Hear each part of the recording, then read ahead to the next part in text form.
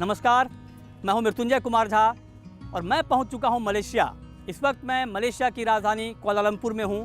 Malaysia पहुंचने का हमारा मकसद है आपको पाम तेल की वो सारी कहानियां बताना जो आपके लिए जानना समझना बहुत ज़रूरी है। भारत अपनी खपत का 55% से ज़्यादा एडिबल ऑयल का इंपोर्ट करता है, बड़ा इंपोर्टर है भारत। और एडिबल ऑयल के कुल इंपोर्ट में सबसे ज़्यादा हिस्सेदारी पाम तेल की है और मलेशिया के पाम तेल का भारत सबसे बड़ा बाजार है, बड़ा सप्लायर है। तो हम आपको यहाँ से बताएंगे पाम तेल की वो सारी कहानी जो आपको जानना चाहिए, समझना चाहिए, क्योंकि पाम तेल का आप बड़ी मात्रा में खपत करते हैं। आप ये मत सोचें कि जो तेल आप यूज़ कर रहे हैं उसी में सिर्फ पाम तेल है। जो आप बिस्किट खाते हैं, जो आप टूथपेस्ट इस्तेमाल करते हैं, जो आप कॉस्मेटिक इस्तेमाल करते हैं, सब में कहीं ना कहीं पाम तेल का इस्तेमाल होता है। तो ये पूरी कहानी एक बड़ी और लंबी सीरीज के जरिए आप तक पहुंचाएंगे। तो आइए निकलते हैं इस सफ़र पर।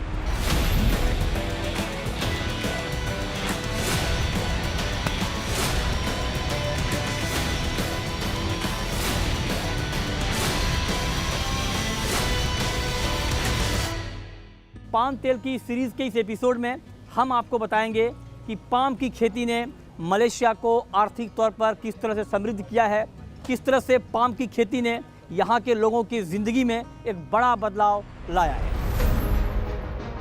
दक्षिण पूर्व एशिया का एक तटीय देश मलेशिया का नाम सुनते ही आपके जहन में वहाँ की खूबसूरती, घने रेन फॉरेस्ट, खूबसूरत समुद्री तटों का ख्याल आता होगा। लेकिन मलेशिया की खूबसूरती यहीं तक सीमित नहीं है। हमारी आपकी रोजमर्रा की जिंदगी का हिस्सा बन चुका पाम तेल भी मलेशिया की एक बड़ी पहचान है।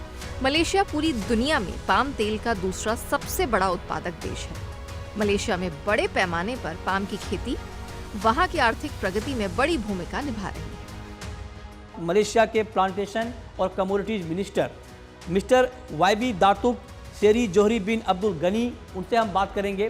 So my first question is, palm oil is a key component of Malaysia's economy, impacting various development sectors. Could you detail these contributions? Well, in terms of contribution to our economy, it's a very significant commodity. So basically, we look at in terms of GDP. Our GDP is approximately about 400 billion US.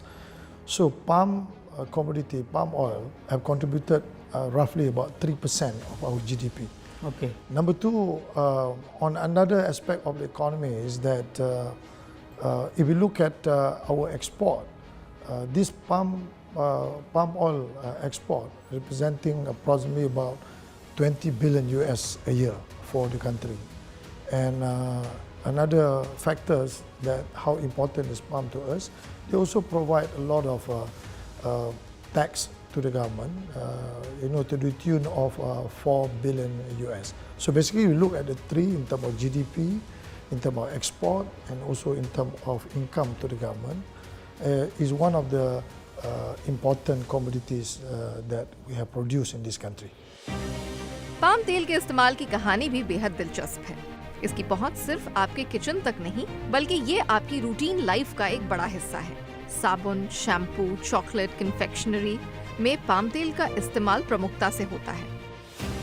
कई खाद्य पदार्थ में चिकनाई और shelf life बढ़ाने के लिए इसका इस्तेमाल किया जाता है। इसके अलावा पाम के तेल का इस्तेमाल कॉस्मेटिक्स और पर्सनल केयर प्रोडक्ट्स में भी किया जाता है, जो स्किन और बालों को पोषण देने वाले अपने मॉइस्चराइजिंग गुणों के लिए मशहूर है। कंज्यूमर गुड्स के अलावा पाम तेल का इस्तेमाल बहुत सारे इंडस्ट्रियल एप्लीकेशंस में भी होता है।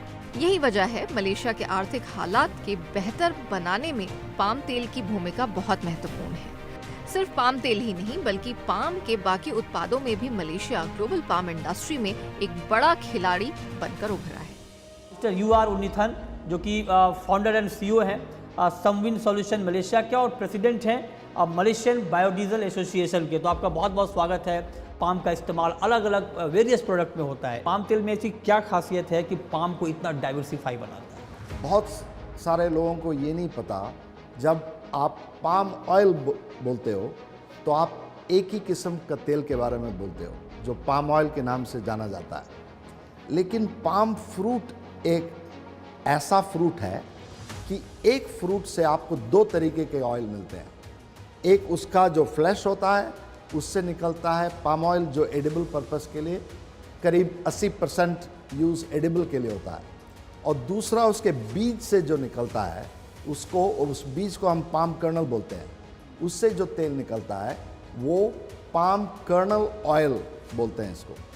अब ये दोनों तेलों का फिजिकल, केमिकल और एप्लीकेशन प्रॉपर्टीज बहुत ही अलग है। अच्छा, इसीलिए पाम कर्नल ऑयल और उसके फ्रैक्शंस ज़्यादा ओलियोकेमिकल्स जैसे साबुन बनाने के लिए, शैम्पू, डिटर्जेंट्स, कॉस्मेटिक्स, इसमें ज़्यादातर पाम कर्नल ऑयल और उसके डेरिवेटिव्स जो हैं इसका इस्तेमाल होता है। ओके।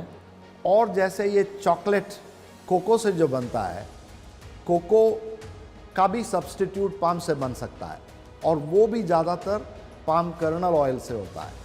लेकिन पाम ऑयल से आप पूरा एडिबल रेंज का इस्तेमाल आप कर सकते हो, कुकिंग ऑयल के लिए, फ्राइंग ऑयल के लिए जैसे फास्ट फूड में, या आप शॉर्टनिंग बना सकते हो, मार्जरीन बना सकते हो, बेकरी प्रोडक्ट्स बना सकते हो।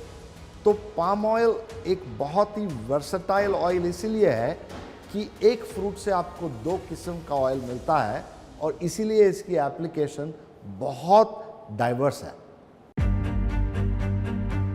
इतिहास के पन्नों में भी पाम का जिक्र मिलता है। 15वीं शताब्दी में यूरोप के खोजकर्ता पश्चिम अफ्रीका के यात्रा के दौरान इस खजाने तक पहुंचे थे। करीब 5000 साल पहले पाम ऑयल को जीविका और उपचार दोनों के रूप में अपनाया गया। 18वीं और 19वीं शताब्दी के दौरान बदलाव की हवा तेजी से चली और पूरे यूरोप में इंडस्ट्रियल रेवोल्यूशन हुआ, जिससे पाम तेल की कभी न खत्म होने वाली मांग पैदा हुई और यही मांग अब पूरी दुनिया की जरूरत का एक बड़ा हिस्सा बन चुकी है। 15वीं शताब्दी से लेकर आज के आधुनिक काल तक पाम ऑयल का मलेशिया तक का ये सफर प्रकृति और प्रगति के बीच का एक अटूट बंधन बन चुका है।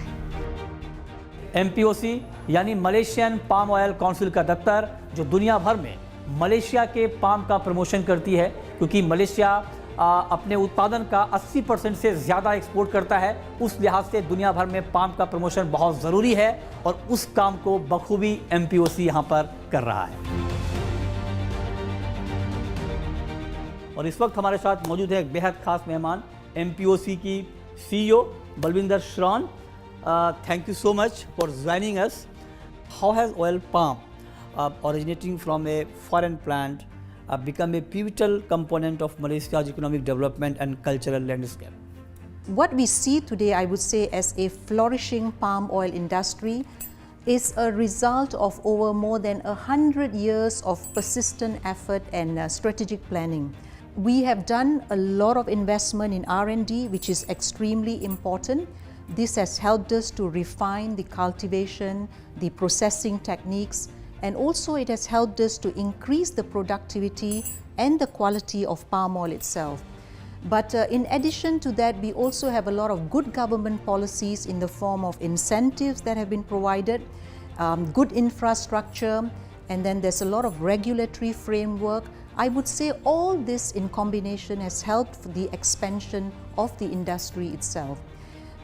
Last year, we exported about 24 million tons of palm oil and palm oil products, and this was valued at about US 22 billion. This itself highlights the importance of this sector in meeting the food security of the global food security itself. What was the primary objectives behind the establishment of the Malaysian Palm Oil Council, and how has MPOC office in India contributed developing the market for Malaysian palm oil? Well, the Malaysian Palm Oil Council, or MPOC, was established with the goal of marketing and promoting naturally Malaysian palm oil. We are the official promotional arm of the palm oil industry here in this country. And our main goal is to increase Malaysian palm oil exports to international markets and also to educate our clients about the techno-economic benefits of using palm oil in the food manufacturing industry and also in the non-food industries. India particularly was one of the first regional office that we established way back in 1995, as Malaysia saw a huge potential in this market And if we take a look at the palm oil imports over the years, for example, if we look at 1995 onwards, India's imports of palm oil at that time was about only 1 million metric tons.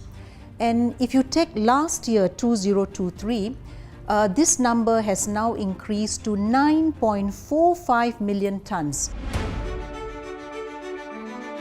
20वीं सदी की शुरुआत में सरकार की पहल और तकनीकी प्रगति ने मलेशिया को एक प्रमुख पाम ऑयल के उत्पादक के रूप में उभरने के लिए प्रेरित किया और दुनिया में इसकी पैठ बनाई। 20वीं सदी के बीच तक आते ही पाम ऑयल ने अपनी वर्सेटिलिटी, अफोर्डेबिलिटी और बढ़िया पैदावार के दम पर प्रोसेस्ड फूड्स में अपनी पहचान बनाई और फूड इंडस्ट्री में एक मुख्य कंपोनेंट के तौर पर अपनी जगह बना ली है। Now, first is of course the poverty alleviation. And then you're able to take villages and farmers into becoming oil palm planters, and there's programs that the government actually sponsored initially. So that's on the planting side. And then on the manufacturing side, where before they were just producing palm oil for it to be exported as palm oil, we later then progressed into manufacturing or processing of that palm oil in the country, and we call it the downstream operation. And within downstream, there are many segments. So you can either just process an oil and then get it refined and export, or you can turn them into products. And the fact that palm oil is grown here, we've been able to attract food manufacturers to come in and set up shop in Malaysia. So you can see the value creation that has happened over time, from just mere planting into manufacturing and so forth. 1870 तक आते आते Malaysia, जो उस समय मालाया के नाम से जाना जाता था, पाम की खेती में रचने बसने लगा। मलेशिया हरे भरे ताड़ के पेड़ों से सज गया था, जिन्हें अंग्रेज पश्चिमी अफ्रीका से सजावटी पौधों के तौर पर लाए थे।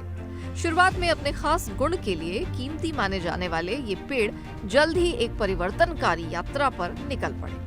1917 में मलेशिया के इतिहास में एक बेहद महत्वपूर्ण क्षण आया, जब सेलंगोर में पहला कमर्शियल प्लांटेशन शुरू किया गया। यह एक महत्वपूर्ण बदलाव का प्रतीक बना, क्योंकि अब पाम ऑयल केवल सजावटी नहीं बल्कि एक बड़ी खेती के लिए तैयार हो गया।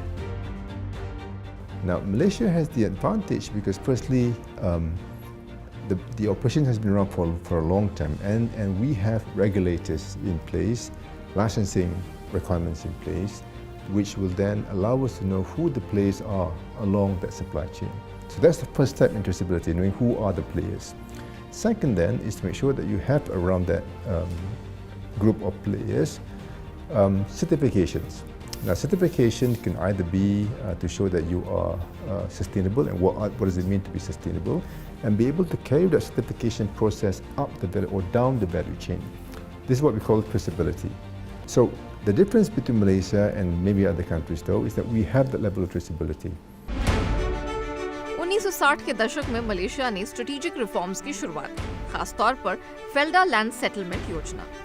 इससे न सिर्फ पाम ऑयल की खेती को बढ़ावा मिला, बल्कि इकोनॉमी को भी नई दिशा मिली। इस पहल का मकसद था पारंपरिक निर्यात पर निर्भरता कम करना और मार्जिनलाइज्ड कम्युनिटीज को जमीन का मालिकाना हक देकर गरीबी कम करना। पाम के इस सफर में मलेशिया का एक्सचेंज बुर्सा मलेशिया डेरिवेटिव यानी BMD भी एक मजबूत साथी रहा है। BMD दुनिया का सबसे बड़ा पाम ऑयल एक्सचेंज है। BMD ग्लोबल लेवल पर मलेशिया के एक लीडर के तौर पर विकास का प्रतीक है। फिर क्या, 1970 और 1980 के दशक के दौरान मलेशिया अपने ग्लोबल स्टेटस को मजबूत करते हुए सबसे बड़ा पाम तेल एक्सपोर्टर बन गया। Could you please now discuss the technological advancement that have occurred within the palm oil sector? Well, over the period of time, I mean, initially this industry is very labor intensive, right? So over the period of time, I think we have bring a lot of mechanization into the industry. You know, with the technology, we will be able to do precision farming. We can do automation. We can do mechanization. That will reduce number of foreign workers that we require in this country. So how does Malaysia enhance the trade and market access for certified sustainable Malaysian palm oil in accordance with the global sustainable standards? Well, basically we value about environment, you know, and anything that we do here, we always make sure that sustainability production of our palm oil is in sync with the world requirement. If you look at today, Malaysia is very committed looking at issues about environment vis-a-vis palm oil production. And I can tell you that as a country, we have this kind of target that by 2050, the country must have net zero carbon emission. So that is our own target in Malaysia. In what ways does the palm oil industry generate the employment and throughout various sectors in Malaysia? If you look at palm oil in Malaysia, I think we have approximately about 5.7 million hectares that we planted palm oil. And out of these 5.7 million hectares, if you look at, they're divided into two group of planters. One is a large and big scale companies representing about 73%, and then smallholders is about 27%. Now, if you look at the large companies, they employ approximately about 1 million employees, they provide employment of 1 million. And then for the smallholders, they provide approximately about 450,000 households that will be able to get an income or revenue from palm oil activities that they have done. ऐसा नहीं कि Malaysia सिर्फ palm की commercial खेती करता है, बल्कि उस खेती में मलेशिया पर्यावरण समेत बाकी नियम कानून का ठीक से पालन भी करता है। इतना ही नहीं, इस खेती के जरिए समाज को आर्थिक और सांस्कृतिक तौर पर भी मजबूत बनाने का काम करता है। मलेशिया में पाम की खेती करने वाली कंपनियां जंगलों के संरक्षण, लैंड रिस्टोरेशन और बायोडाइवर्सिटी कंजर्वेशन में भी आगे है। इसके जरिए लोगों को बेहतर स्वास्थ्य सेवाएं और शिक्षाएं भी मिलती हैं।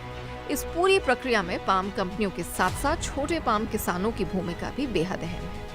What measures are implemented to ensure sustainable income for smallholders, and what best practices do they employ to maintain this sustainability? For the time being, for smallholders in Sarawak, especially in Sarawak, to maintain the sustainability for their yield or for their production, so we always continue give our smallholders education using the conference, using our any program for the smallholders.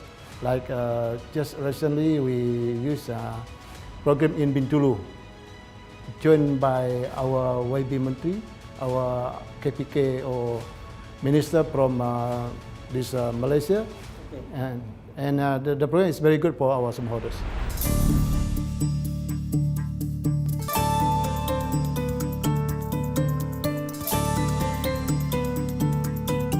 Palm oil उत्पादन में ग्रामीण समुदायों को शामिल करके Malaysia अपने हितों का इक्वल डिस्ट्रीब्यूशन सुनिश्चित करता है और उन लोगों को सशक्त बनाता है जो लंबे समय से इस उद्योग के केंद्र में हैं। Kita untuk kerajaan bantuan kita सरकार की मदद से हम पाम की अच्छी उपज कर पा रहे हैं dapat lebih tinggi lah. और हमारी आमदनी भी बढ़ रही है। Kita punya kualiti lebih हमारे पाम ऑयल की बेहतर क्वालिटी ज़्यादा उपज में मदद करती है। minyak banyak. Itu untuk bantuan MSPO certification की मदद से हम बेहतर क्वालिटी दे पा रहे हैं। jadi lagi kualiti baik kah? Pesticides और फर्टिलाइजर्स के लिए हम गवर्नमेंट की गाइडलाइंस मान के चलते हैं। Racun baja, kita ikut dia. इससे हमें काफ़ी लाभ हो रहा है। Jadi kita pun boleh hasil boleh lebih lah. सरकार हमारी मदद करती है प्लांटेशन में, Untuk jaga kita punya kebun baik, untuk lagi kualiti baik, itu minyak boleh lebih lah.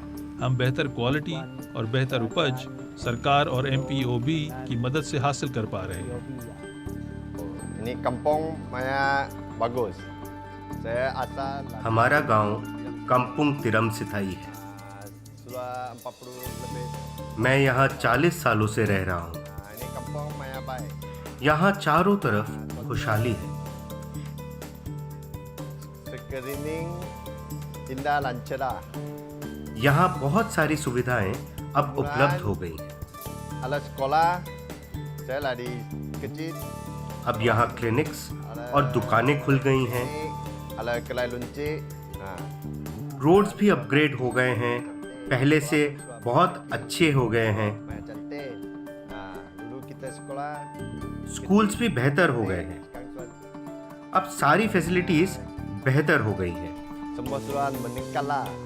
तो पाम तेल के इस एपिसोड में हमने आपको बताने की कोशिश की कि अफ्रीका से आया हुआ एक क्रॉप कैसे मलेशिया में अपना दबदबा बनाता है, कैसे अपनी पैठ बनाता है और यहाँ के लोगों को आर्थिक तौर पर समृद्ध करता है। हमने अलग अलग जानकारों से बात की, बड़े एक्सपर्ट से बात की और उनके जरिए आपको बताने की, समझाने की ये कोशिश की है कि पाम तेल ने किस तरह से यहाँ की ज़िंदगी को बदल दिया है। भारत और मलेशिया के बीच का सूत्रधार पाम तेल, इसको लेकर ढेर सारी कहानियाँ आगे के एपिसोड्स में।